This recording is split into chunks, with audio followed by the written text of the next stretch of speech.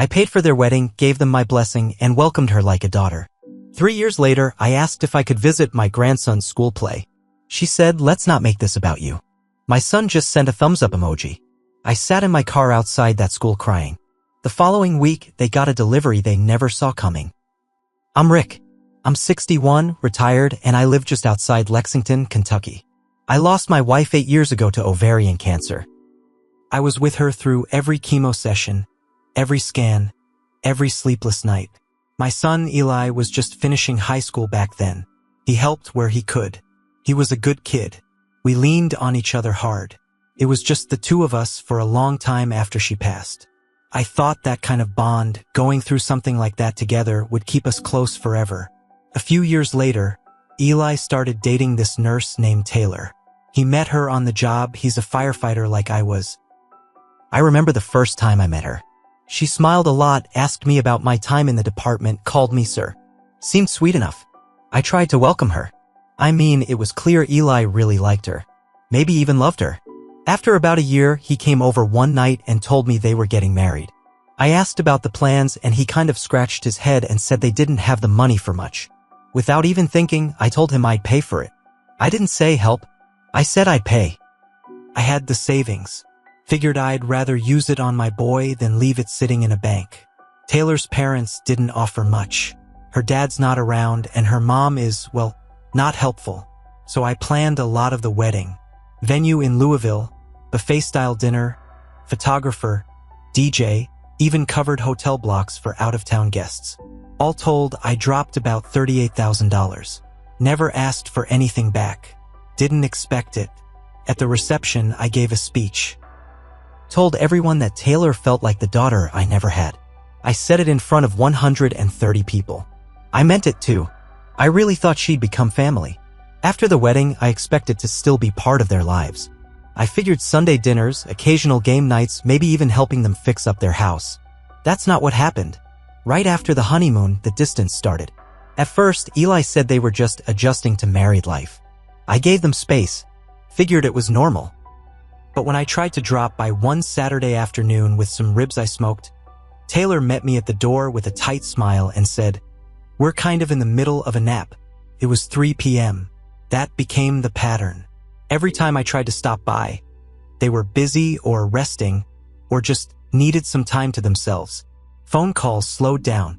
Texts got shorter. Eli stopped calling me Pop. He started calling me Dad in a flat, kind of formal tone. I tried not to read too much into it, but it felt cold. When Taylor got pregnant, I found out through a Facebook post. No text, no phone call, just a photo of baby shoes with the caption, "Coming March 2022. My heart sank, but I still congratulated them. I offered to help pay for baby supplies, sent them a $2,000 check and didn't hear anything back except, "Thanks," from Taylor's number. When my grandson Cameron was born, I thought maybe this would change things. I drove to the hospital that day, waited in the lobby for hours. Taylor's mother got to see the baby before I did. They finally let me in after I texted Eli 3 times. I held Cameron for 10 minutes. Taylor stared at the clock the whole time. Still, I tried. I offered to come over and help with diaper changes, meals, anything. Every time it was not a good time, Rick, or we'll let you know when we're ready. It got to a point where I only saw my grandson on birthdays. Even then, it was awkward. Taylor would schedule his party at these busy public place centers, barely talk to me, and Eli would stand off to the side like he didn't know how to act. The final straw came a few months ago. Cameron's kindergarten was putting on a play, some harvest-themed thing with songs and costumes. I found out through a friend whose kid goes to the same school. I texted Eli and Taylor and said I'd love to come. I told them I wouldn't get in the way. I'd sit quietly in the back and just be proud to see my grandson on stage. Taylor replied the next day. She said, and I quote, "Rick, let's not make this about you." No greeting. No emoji. No explanation. I stared at that text for 10 minutes. Thought maybe I was reading it wrong. I asked Eli if it was okay if I still came or if I should just stay home. He responded with a thumbs up emoji. That's it. That was my son's entire reply. So I showed up anyway. Parked across the street from the school. Watched kids walking in with their families. Laughter. Little backpacks. Parents holding hands. Grandparents bringing flowers. I sat in my truck and cried for an hour. I wasn't just sad. I was humiliated. Angry. I felt invisible. Like I'd been erased from my own family. I drove home that night with something burning in my chest. I wasn't going to beg anymore. I wasn't going to be quiet. They wanted to treat me like I was nothing? Fine. But I wasn't going away quietly. The following week, I delivered something they weren't expecting, and they damn sure didn't see it coming. The night I got home from the school parking lot, I didn't sleep. I sat at the kitchen table with a cup of cold coffee and stared at nothing. My house felt quiet. Too quiet. That kind of silence that eats you up inside. I thought about everything I'd done. Paid for their wedding. Bought them groceries when Eli was laid off for 2 months after his injury. Gave them my truck when Taylor's car broke down. Even paid their property taxes once when they were tight. No questions asked.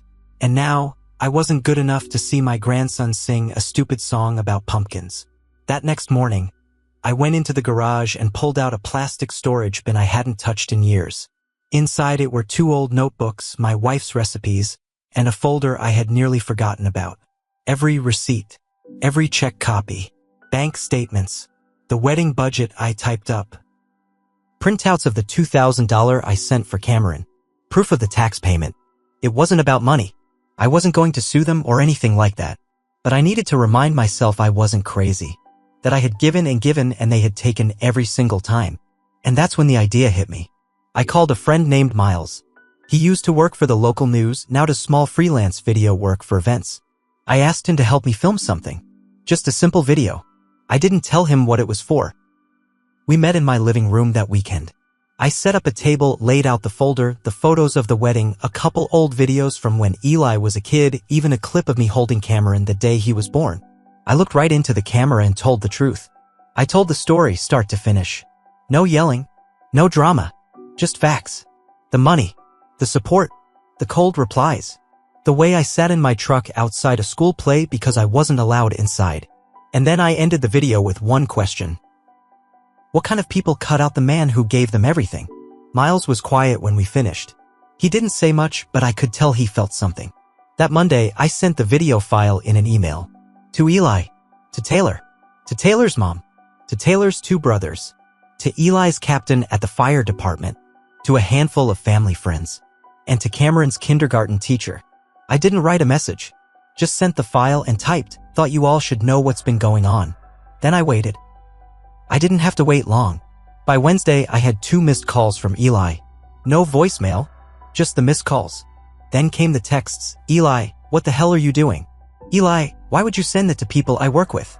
Eli, you're ruining your own name, Dad. I didn't reply. Then Taylor called me.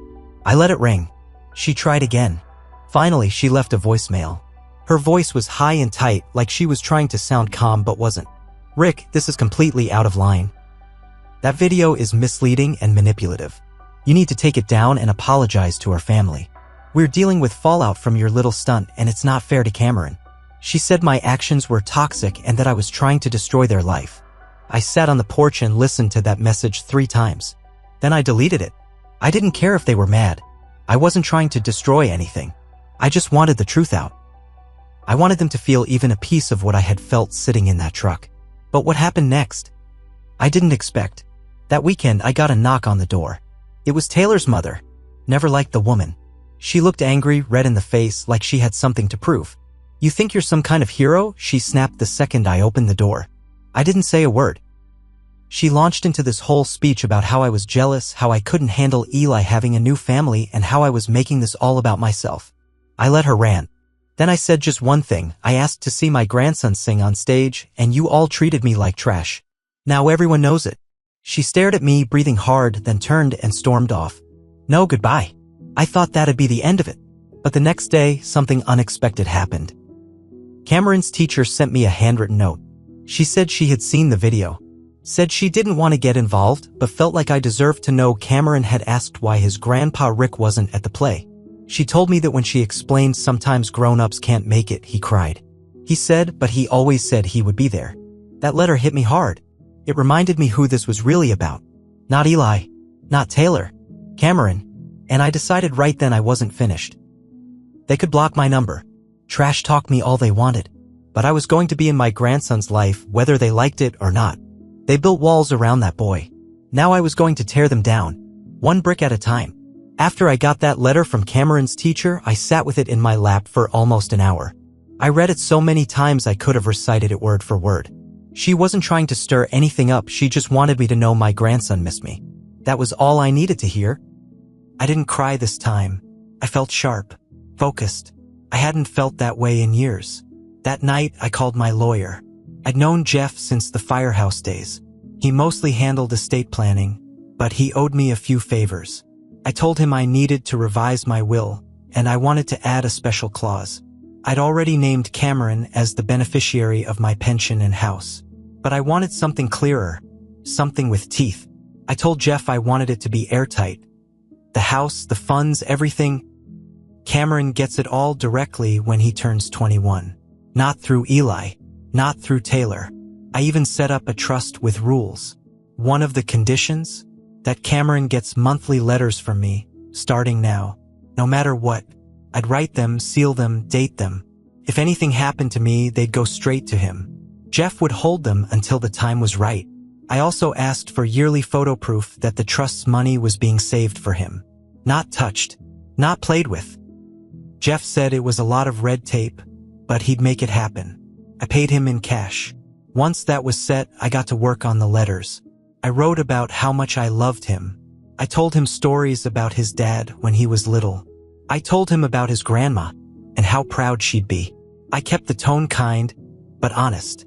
I said that sometimes adults make mistakes, even big ones, but that doesn't mean love disappears. Then I did something riskier.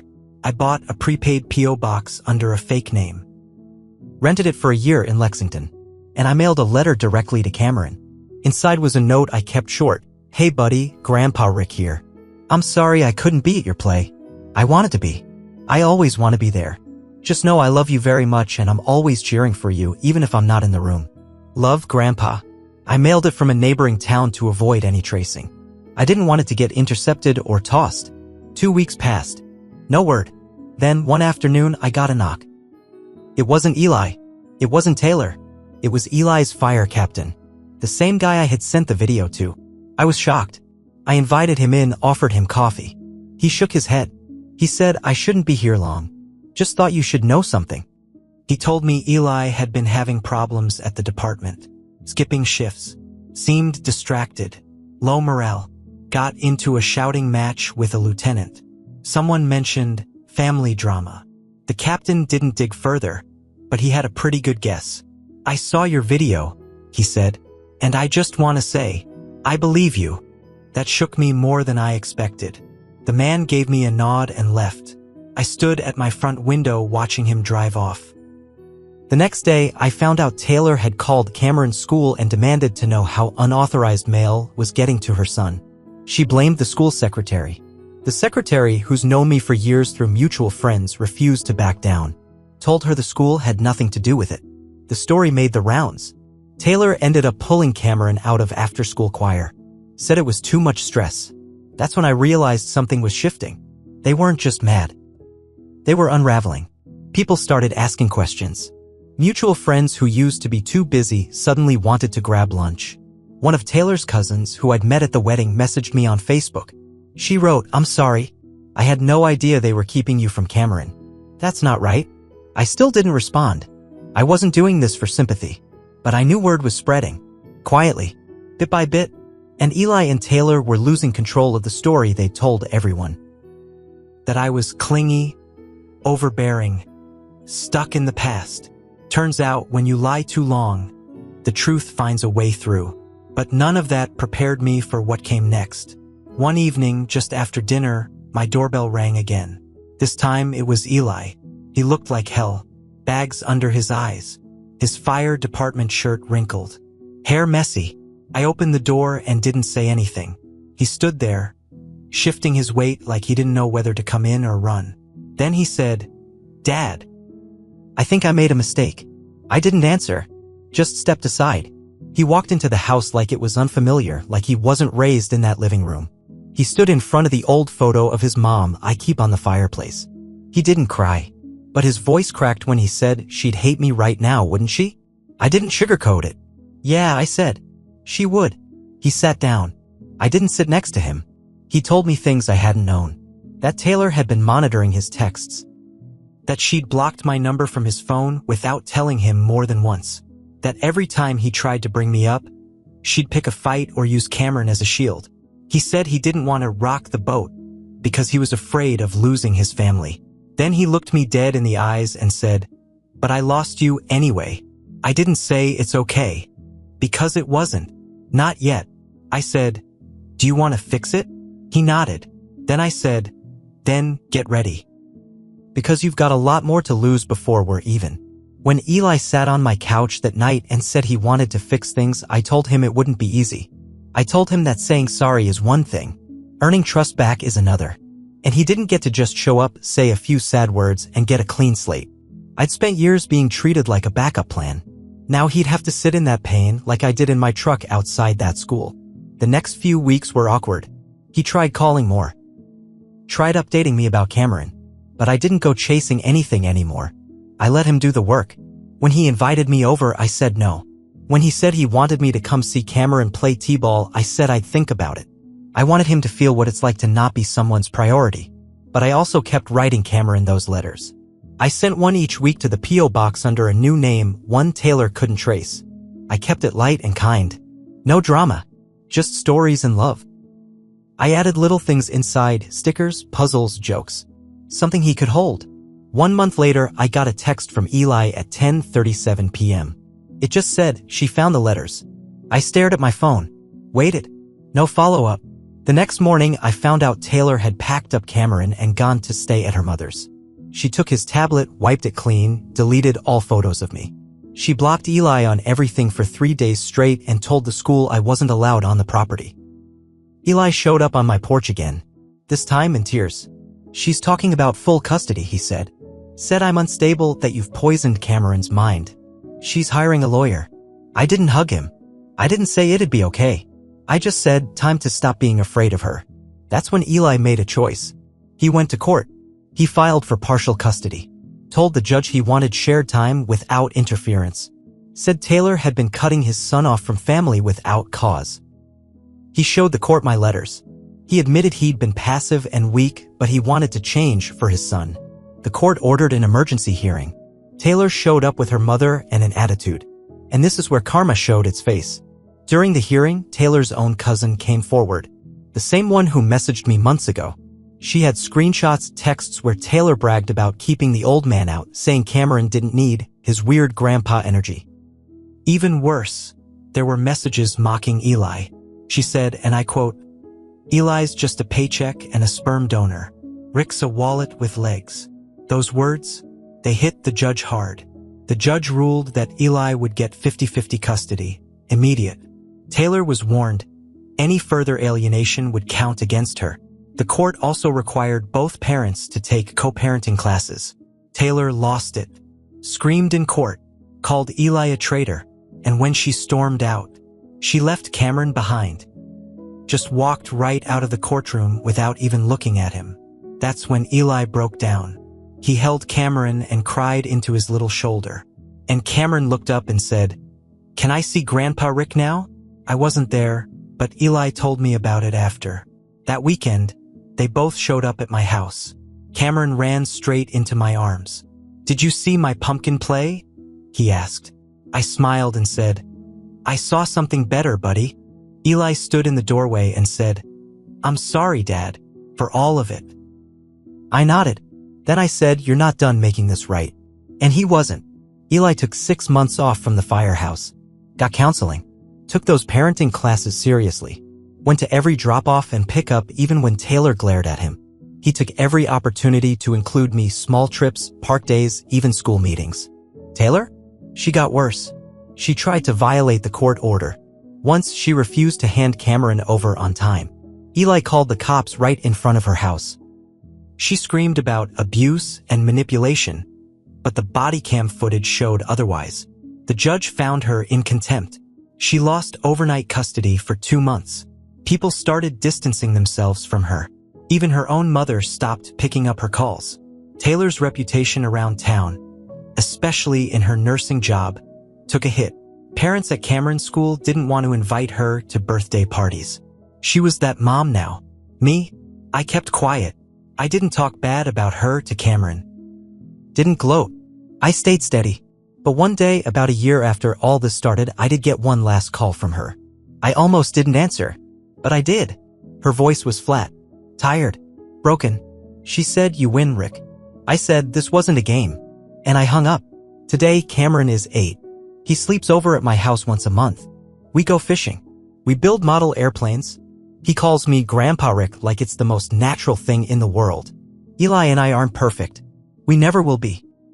But we're stronger. We talk like men now, not like scared boys pretending things are fine. As for me, I'm done chasing anyone. I gave them everything. Time, money, love, and they tried to throw me out like trash. But I stayed standing. And I reminded them some men don't go away quietly.